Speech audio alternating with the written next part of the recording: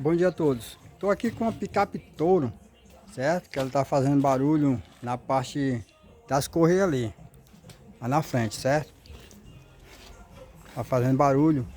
E eu já examinei aqui, encontrei o barulho, é aqui na bomba d'água, certo? Ó, a bomba d'água desse carro, aqui ó, fazendo barulho, ó. Aqui, o eixo está quebrado, né? A bomba d'água ela é montada com esse suporte aqui, ó. Esse suporte é montado na bomba d'água, tá bom? Suporte da correia. Esse carro não tem direção hidráulica, ela é direção elétrica, certo? Esse suporte é montado assim.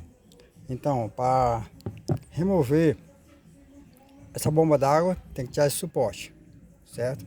Tira os dois juntos, que só o certo aqui é colocar as duas peças, certo? Tá danificada aqui, ó, você vê, ó. Ela tá fora de alinhamento, aí roça nessa peça aqui, ó. Aqui, aí faz o barulho, certo? O barulho bastante alto, certo? Examinei os rolamentos lá, tinha dois rolamentos danificados, o de apoio do tensor, mas o barulho principal é esse aqui, certo? Pronto, aqui vamos trocar a bomba d'água com suporte. Aqui a bomba d'água já, ó, novinha, certo? Ó, toda selada, certo? O adaptador aqui, suporte. Pronto, vou colocar a bomba d'água no canto aqui, certo? Para acabar o problema de barulho do carro, certo? Para chegar até essa peça aqui, eu tive que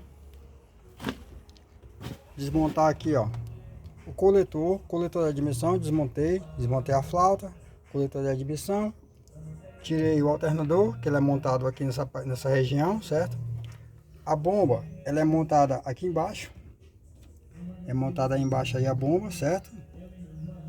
Esse aqui foi o único jeito, assim, a maneira mais fácil que eu encontrei para poder tirar esse suporte. Se caso os colegas tiver como tirar mais sem desmontar muita coisa, certo?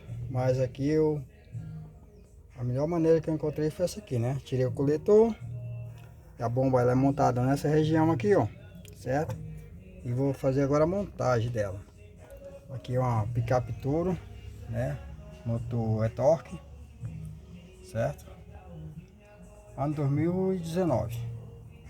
Ela é a gasolina, certo?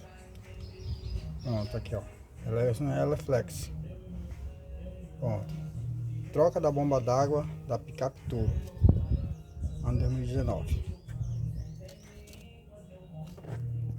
Essa foi a melhor maneira que eu encontrei